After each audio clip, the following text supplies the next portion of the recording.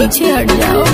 सुना हमरो तो आदत बिगाड़ दिहलू, जब से नजरिया के मार दिहलू, जब से नजरिया के मार दिहलू।